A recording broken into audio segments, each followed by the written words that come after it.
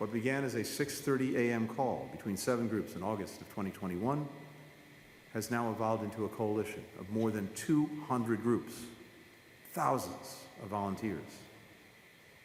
Many of you are veterans. This effort continues nearly 2 years later because an unprecedented, diverse cross-section of America stood up to help thousands of others.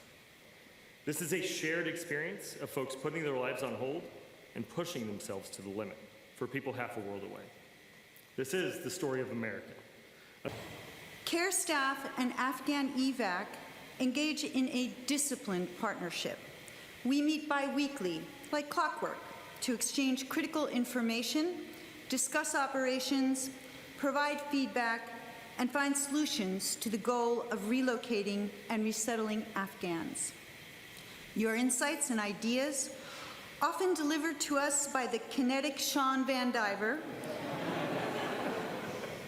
and thoughtful March Bishop, give us, your government counterparts, constructive material with which to target actions more precisely and to move more nimbly. Unless we get too caught up in procedure and process, Sean, we know your friendly but spirited reproach is not far away, keeping us on our toes. We at CARE welcome the feedback that helps us monitor progress and encourages us to move faster and smarter. Our partnership with the AfghanEvac Coalition gives us a single conduit through which to collaborate with more than 200 organizations. This rare efficiency allows CARE to maximize our focus on operations. The SID process has been streamlined, and we're working on more changes to further decrease those processing times. We are collaborating across the interagency to align communications, increase the frequency of messaging, and ensure we are reducing uncertainty at every opportunity. When President Biden brought an end to America's longest conflict, he made a commitment that the United States would continue to relocate and resettle our Afghan partners. We are determined, I am determined, to fulfill that pledge just as this group is. And together, that's what we're doing. Quite honestly, it's your expertise, it's your ideas, it's your local networks that have made all the difference, that have been invaluable in this effort. And we've relied on this partnership for every step of the process. AfghanEvac had a hand in all of those successes and so many more, and lives have been changed as a result.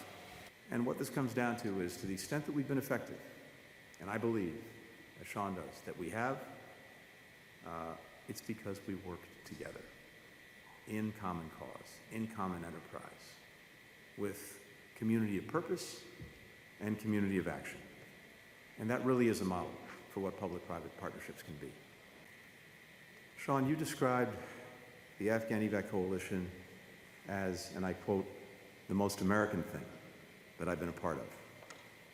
And looking out at all of you, I know exactly what you mean. You all show what America is when we're at our best. People from all walks of life have joined together with our State Department to live our values, and the result has shaped the course of world events. For all the success that we've had, as you've heard both of my colleagues say, this job is not yet done.